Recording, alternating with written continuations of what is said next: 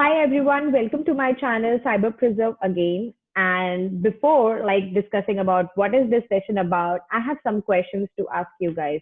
Many of you out there, you want to transition your career into cybersecurity, move into this domain, probably choose one of the domain and start a job like ASAP. And most of the people out there who are already in IT or in some other field or finding cybersecurity like very interesting and they want to move into this career, the only question in my mind is usually a lot of people after conversating with some experts or with some people or professionals in this area, they get to know like, okay, I want to start finding job probably in a certain domain, maybe AppSec, or it can be like forensics. But the only question is the journey to reach there. How do you plan to reach your journey till the point where you land up a job and you start doing real time work? So during this journey from transitioning yourself from another career or other than IT even into cybersecurity, definitely in the middle of that path, you somewhere get deviated, somewhere you feel stuck. And what's the solution to that problem? Like where you want some kind of a helping hand or some kind of an advice in between your journey so that you reach your destined path. So, in order to discuss that, today we have Zoe Braiterman with us, and we are going to talk about mentorship in cybersecurity. Hi, Zoe. Welcome back to my channel again, and I'm so happy to have you today. I'm so happy to be here. Thank you for having me again, Asta. So, yes, Zoe, it's all yours. You can just start with your background and agenda. I totally love the topic of today. Great. So I, like a lot of other great people in InfoSec that I've met, entered InfoSec completely by accident. I love technology. I didn't really fall in love with one tech stack per se, but obviously cybersecurity has its various applications and contexts in various domains. And I essentially indirectly got in through mentorship that led me to OWASP, and then mentorship within OWASP. And for those of you who don't know, OWASP is the Open Web Application Security Project and its community, in addition to all of its awesome projects such as ZAP and OWASP Top 10. So mentorship is ingrained, and various mentors have different experiences that they can share with you kind of as you need and as you go and apply certain skills and knowledge and experience. Because it's one thing for people to tell you what to do and to tell you how to do it, but that's not really transferable. That doesn't really transfer with you to the next job or the next project or whatever you might want to do. And let's face it, none of us, I mean, maybe someone out there knows exactly what they want to do and it doesn't change, but I don't know many people like that. I don't know anyone like that. And chances are it's going to change, and you're going to want to have new experiences, especially in the gig economy. So it really, really helps to have a core network of mentors outside of a given job. I think is more important than inside, because again, more diverse, less biased toward that one company and even more specifically department and role, and more learning in case you want to transition. Mm-hmm. And some of the best mentors I've had also are constantly looking to be mentored from something you might not know. And it might not be information security specifically, but it's still, very interesting or useful to them. And people who value that make the best mentors, I've found, always learning from each other. Mm-hmm. So, how was your process? Like, how did you reach those mentors? Is there something on the website on OWASP through which people can actually contact certain people, or there are some groups on LinkedIn? Yeah, I mean, there are often some groups. For OWASP, I suggest going by the project leaders and by, you can find information, their association again with projects or specific titles or roles, and then you just kind of chat with them, and they're usually very, very open. Again, that's why they volunteer, and that's why they keep offering up their knowledge. But again, it's one thing to kind of read their research, and it's another thing to have a one-on-one conversation about how that kind of came into fruition and what really that project or written blog post documentation standard came from their perspective. And they'll be able to really tell you that. They'll be able to give you another thing is like, at the end of the day, we are human beings in the workforce, in whatever role, doing whatever we are, learning whatever we're learning. And life is also work-life balance, people being people, and work life affecting personal life. And in the world of startups and certain other areas of technology, working with a great team is very important. Getting each other, being able to have fluid workflows, be efficient, and also like enjoy yourself, because it's very much more incentivizing. So that's a good factor of internal mentorship. And Well, what do you say, like, when you joined this, okay, and you connected with some mentors, how your perspective was changed about cybersecurity? Like when you accidentally land up and then you connected with them. So how your thought process changed, like eventually, and how was it like? Some big change you found in yourself. um, I think gaining perspective. I mean, it varies. It varies. It varies about I guess what you take from it, or what But did you become like independent like earlier? For example, let's assume you had like you were starting from scratch and you were. And when you started from scratch in cybersecurity, you interacted with these mentors. After some time, probably I would say a month or two, did you find yourself more confident and like now I am able to search on my own a lot of stuff, which earlier before interacting with them, you felt like there are things over the internet, but we actually don't know where to click, what to search, where to go, and how to right. learn. And that type of insight is definitely built both with practice and doing it, and from mentorship toward the beginning and throughout, kind of like how to use these resources, not just like here's an entire document, just read it and try to understand it without any context. That doesn't work. And again, that's also very much like an on the job, on the project type of learning experience. But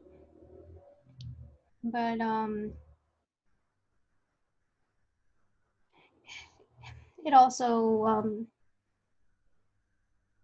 also just like requires like guidance about context and what that means. Yeah, that helps a lot, I guess. Yeah, it helps a lot to really understand. It also helps when they kind of ask what you think and you feel totally underqualified to give them the answer, or like even any additional perspective, but then they encourage you further. That's important because well, A, because it indicates humility, and B, because they kind of facilitate engagement, and engagement is better learning, and it's better for whatever task you're trying to achieve together while working on something. And this is for, again, internal or project based mentorship. Mm-hmm. It's a little bit different when they're just kind of offering up their wisdom and their guidance, and some of like the kind of completely not project or job related Mm-hmm. mentorship that I got. A lot of the most important things were kind of saving myself from, joining projects for the wrong reason, accidentally going for something where I'm going to be undervalued or underpaid. And not saying like you're going to be unhappy for certain, like I've known you long enough that I know you better than yourself. No, it's not like that, but it's like a little bit like I've been around longer than you, and you obviously don't yet have the experience to understand that like this is a gimmick, or they'll like explicitly tell you things like, this is great, look carefully at the contract. Based on the low contractor fee on this one, considering you are a talented, let's say, writer, make sure that there's no exclusivity that you're signing to on the on the contract, because for this amount, given your skill set in that area, you should then be able to also do it for other clients because you need to make a living for yourself. Yeah. And so, again, if that is like a given kind of specific skill-based consulting that you're doing, then that type of mentorship, when you won't realize yourself, you're just like, ooh, cool, consulting, hourly consulting rate 50, or,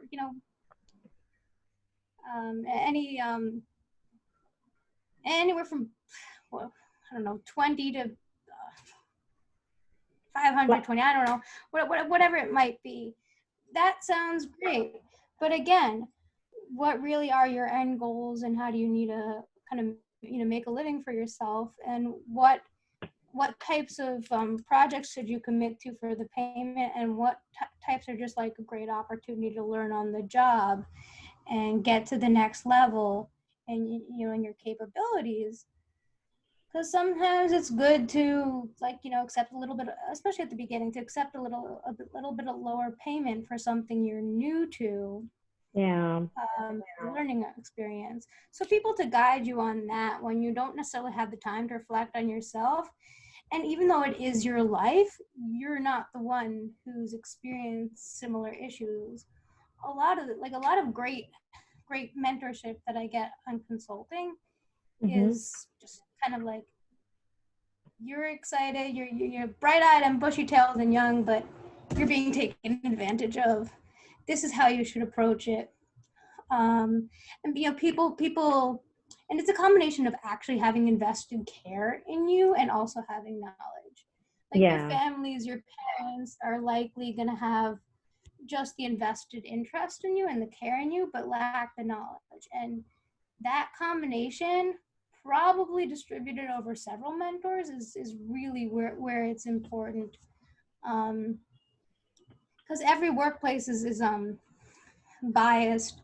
All of, like, the open source group philosophies such as vendor neutrality, it's similar to, like, the employment side. It's similar to, like, they want what they want done, and they don't really care about anything other than getting the job done. And they will, HR, the whole team will treat you accordingly. But again, being on the team when of any sort, it's always best. It's always more pleasant if you like them. There's never any good way to know until you get there. And I know Scott had mentioned that on our previous call, and he said he's lucky he has a great team, and he mentioned the importance of that. But kind of externally mitigating that is very important as well. Kind of taking it throughout your career. Yeah. And people who have kind of like seen you and what you can do in some capacity. So like knowledge of your abilities, firsthand experience, but not your personal bias mixed with whatever anxiety you might have at the moment. Yeah. And what do you suggest, like, for example, if our audience is watching this, and when they are watching this currently, what do you suggest to them, like how to start this mentorship, like where to go, like to the OWASP page, LinkedIn groups? So what are those 3-4 pointers which they can start exploring for mentorship, if they can reach out to you? So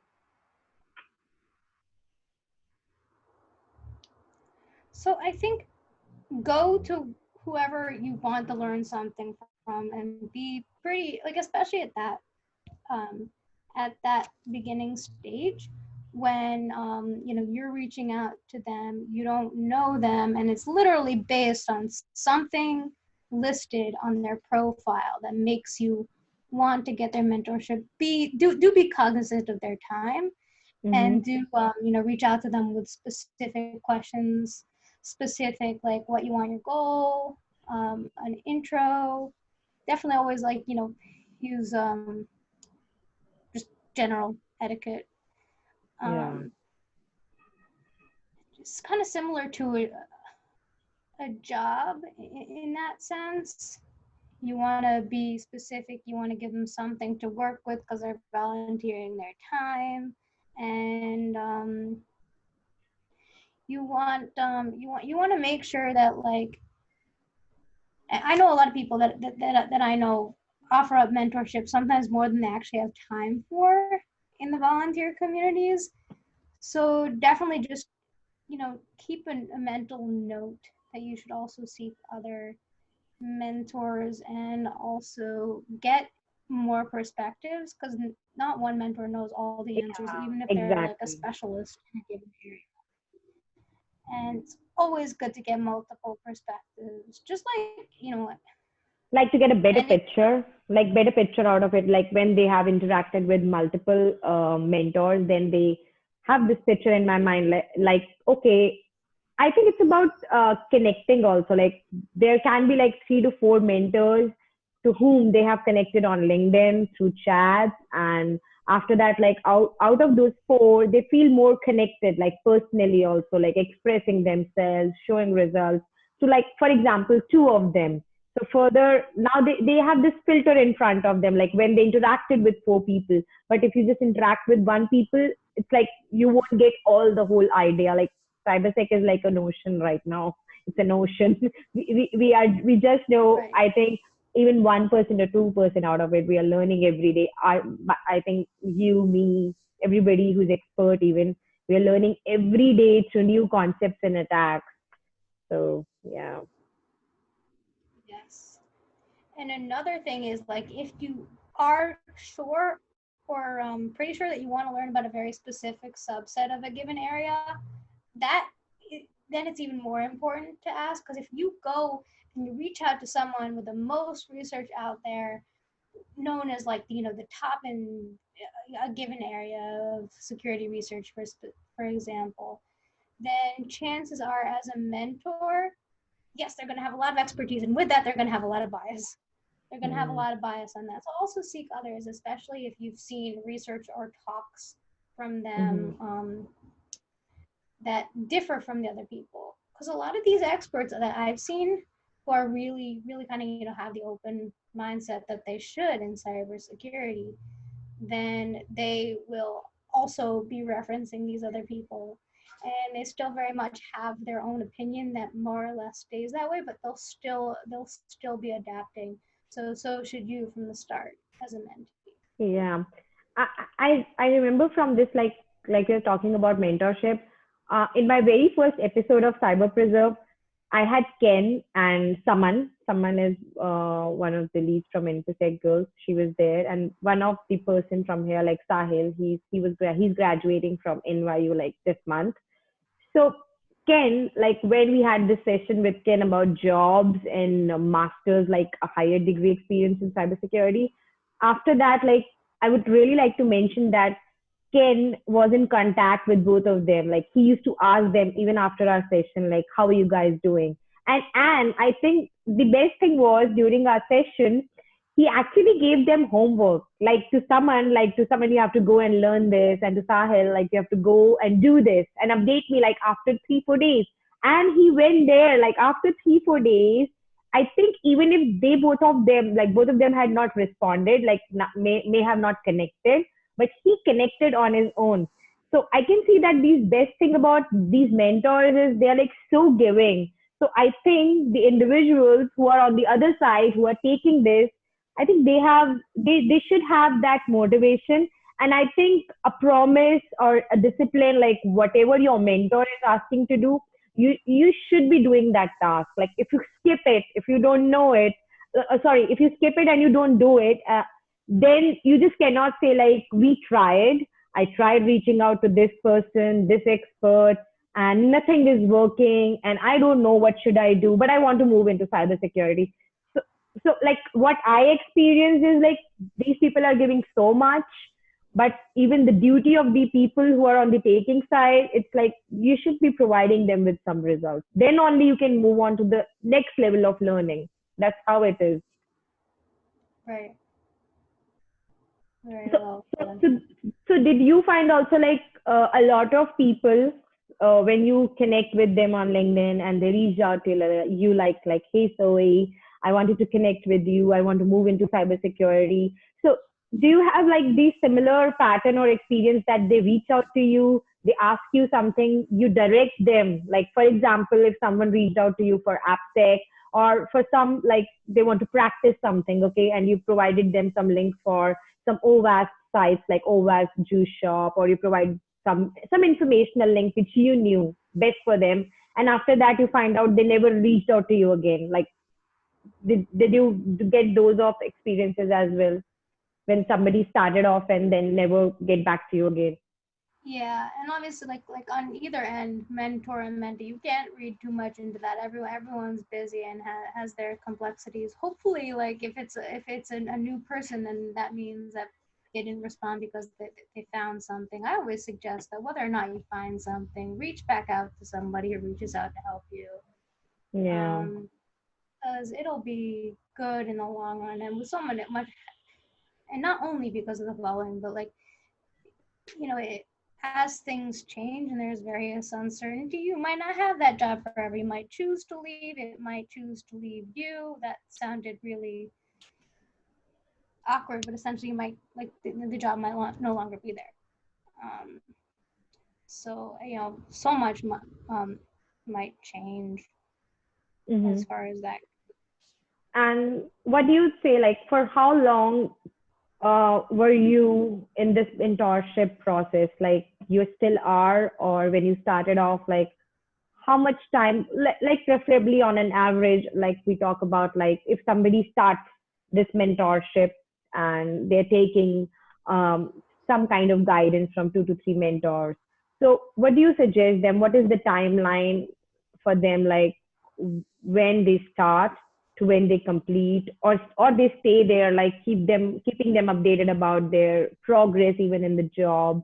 So what do you suggest this timeline? Because sometimes when you ask people to connect with some mentors and experts, sometimes their next question is like, even if we connect, what is this, what is the timeline, like how to connect with them, like on everyday basis or weekly basis, or if you're connecting with someone on based on mentorship program, so how long it can be? Is it like for a year or 6 months? So what do you think from your experience, like how it was for you? I've never really seen an end to a mentorship necessarily, unless it's something where everyone joins some sort of like Zoom meeting or in-person meeting, depending. That's kind of a recurring thing for a specific purpose. I don't really see any of the really good mentorships I've had as ever ending. Partly Mm-hmm. because a lot of the mentors that I've chosen slash have chosen me, which kind of sounds like Yoda or something. Like So like you choose your continuously. mentor, your mentor can choose you.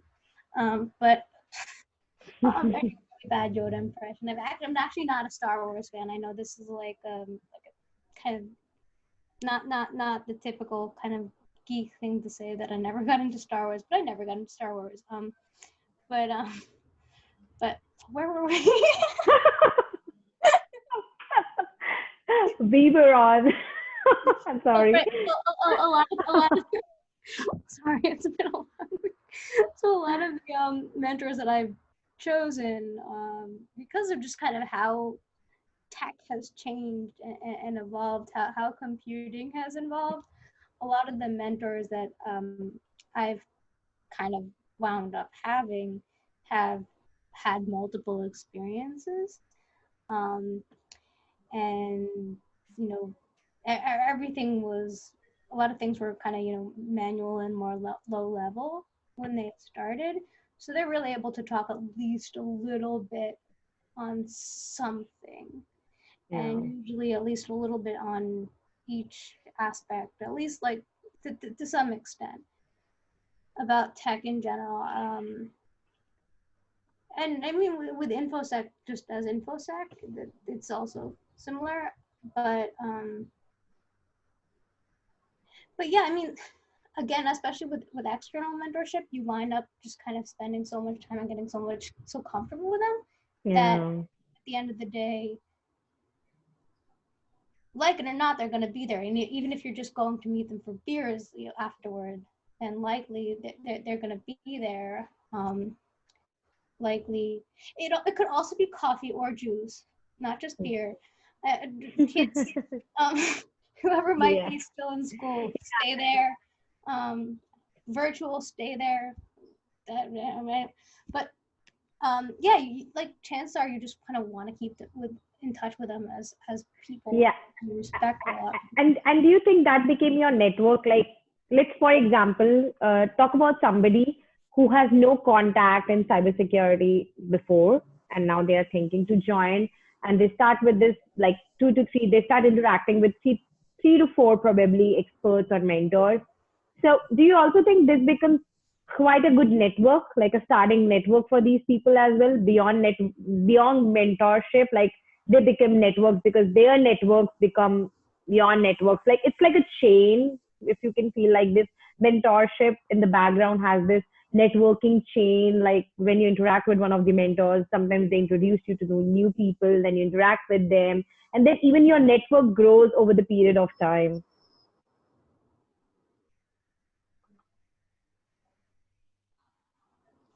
Yeah, that's definitely happened. Because again, just like continuing to network as you learn more about different roles and different areas that are needed, and different, again, just skills, and especially as everything changes, then you want to learn. You often meet others through other, like, other contacts, and through an initial mentor who's like either more or less specialized, or just specialized in a different area. Yeah. So that's definitely a factor, and especially when you belong to OWASP or ISC squared, or any of those, depending, Yeah. then you just kind of keep building without even trying, because inevitably it's going to happen, and it's great. Yeah. I feel like, yeah, because definitely. And yes, one more question. Like I have these people on LinkedIn reaching out to me, like throughout this time of this pandemic, a lot of organizations and companies, they have made their certifications free, and a lot of people are doing these free certifications. Okay, so like let's talk about like individuals who are already in cybersecurity, and when these individuals they find these certifications and they complete it successfully, it makes sense to them. But sometimes who are new, like who are now starting to finding out their ways in cybersecurity, when these individuals they find these courses, okay, and they reach out to me like, hey Astha, this is a free course, okay, and it's on pen testing, okay, and they want to do it. So my first question to them would be like, is always like, um, you are now, or you want to transition into cybersecurity, and this is this course on forensics, or let's say pen testing.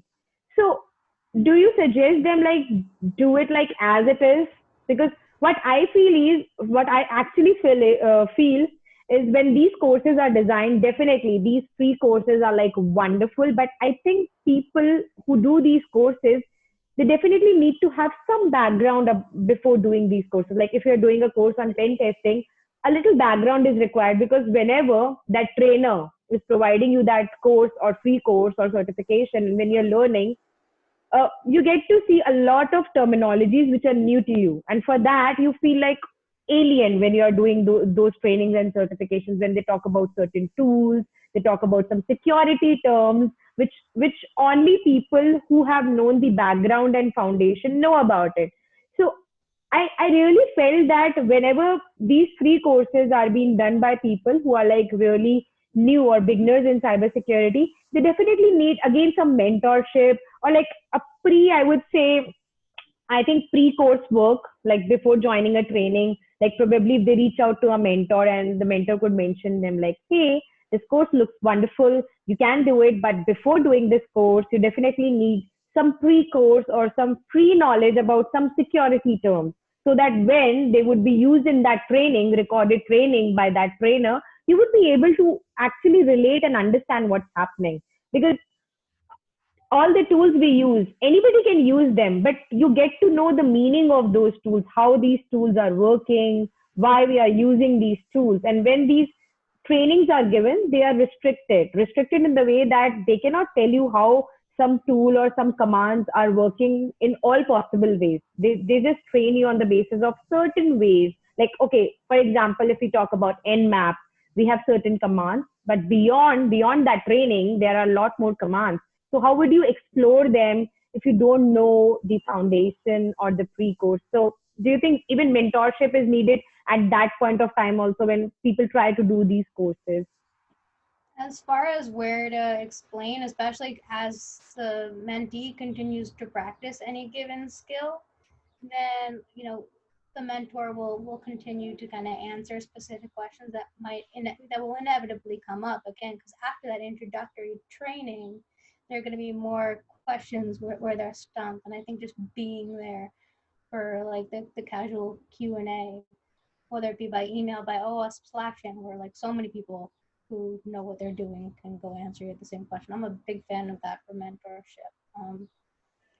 Or any Slack channel, giving group that teaches specifically that, or one-on-one. I just think like open message thread, because they're just going to keep being questions that come up. I mean, also like as far as teaching, I feel like it always gives. It's always good to kind of have context again, like why I find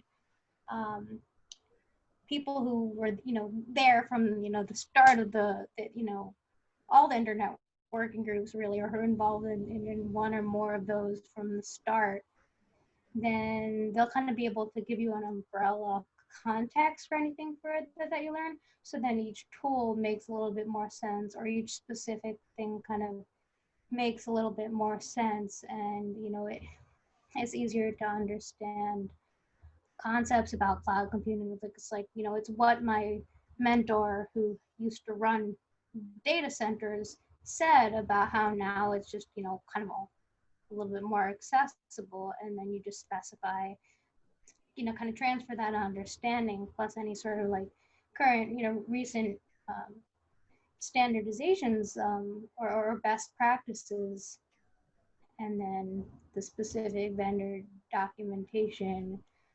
And that's how I view it, and I might not necessarily be expressing it right, Mm-hmm. but it really like makes sense to develop the context, and developing that way, like that kind of contextual framework, just Mm-hmm. kind of takes practice and patience, and knowing you're not gonna like understand it because there's not nearly enough there. Mm-hmm. But and again, that's something that I could not imagine anyone being able to receive inside of a given job. Yeah, yeah. It's not possible because you want that unbiased support and guidance, and especially when you're in a job and during that job time, if you try to reach out to somebody and they are part of your organization, you feel restricted as well, and you feel the guidance. Like even if the guiding person he even had as an employee of the same company or something like that, they have their own restrictions. But when you are actually supporting somebody outside the organization, it becomes more personal, it becomes more open, and I think learning becomes like manyfold, it grows manyfold. So I think that is required. And like like now, like internet is like flooded with like a lot of learning tutorials, like so many websites providing so many trainings. I think people will tend to get confused, like where to go, which to choose, what to learn. And for example, even if they completed a tutorial, for example, they completed one course or some small learning tutorial. After that, they always have this stucking question in their mind, where to go next.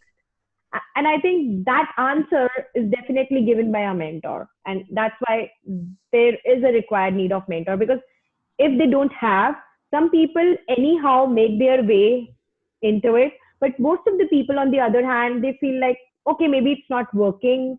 I should not do it. Maybe I'm not ready for it. I'm not made up for it. Maybe I have not thought about it, like going to in this career. So I think to answer all those negative questions, demotivating questions, and actually give you a task every week to work forward, to look forward to, I think mentorship is like really, really required for that. What do you think? Definitely, yeah.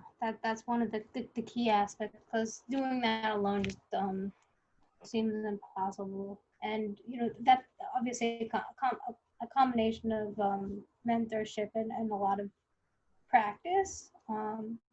And one day I literally just want to like develop a course on how to fail. They used to do that like in certain sports classes as a kid or whatever, like especially ones where you could really break your face. Just teach you Oh how my to god. fall safely because you're gonna fall. And every especially skating or gymnastics where you're not on your feet, Oh my god. they tell you these things. And I think like this to some extent a little bit less scarier than, well, I mean, it really depends how you view it. It could be viewed as more scary as breaking your face. um like um True. like layoffs happen, unfortunately. Hmm. But being able to be kind of resistant to that. By the way, if you keep doing everything right, you won't, nothing, no failure is absolute as breaking your face, because I'm pretty sure there's no recovery for breaking your whole face. But now I'm just getting on a tangent. But just how to understand,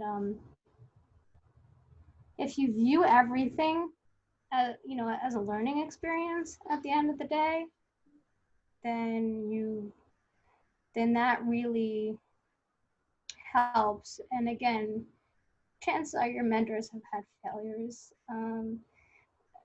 Well, depending, um, or have had very things they liked, things they didn't, things where experiences have been absolutely miserable, and things where things have been great and pleasant to Yeah. work with, whether it be based on the type of team that you're working on, or like the type of work specifically, the task at hand, the type of technology. Um, if you go to like any sort of like old timer programmer meetup where everyone has a strong opinion about what's the language, definitely take everything that each of them says with a grain of salt, because Hmm. they are very biased old men. And yes, old men, because that's why we need more women in tech, because they are Yeah. old men. Um, and then they'll be so adamant, and like you might want to get a seat toward the side in case the fist fight breaks out, because I swear to God. But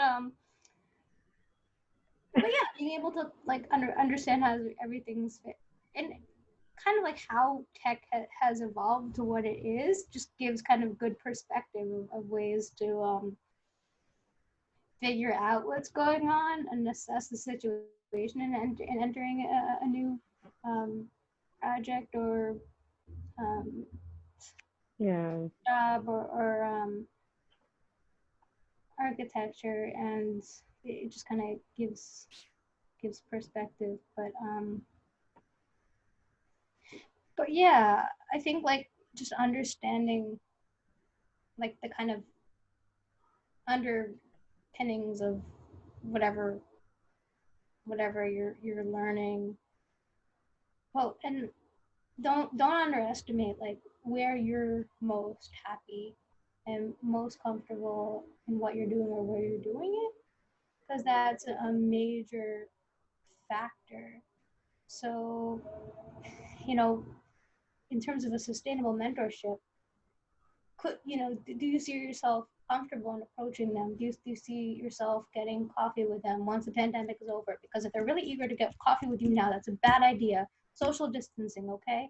But um, I, but yeah. I mean, if you like actively want to spend time with people, then that is a better mentorship that says good things. Mm-hmm. Um, so Yeah.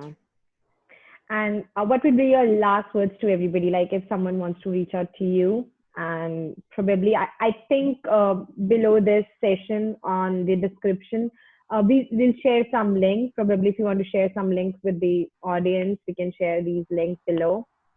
So what are your last words to everyone around who is watching this?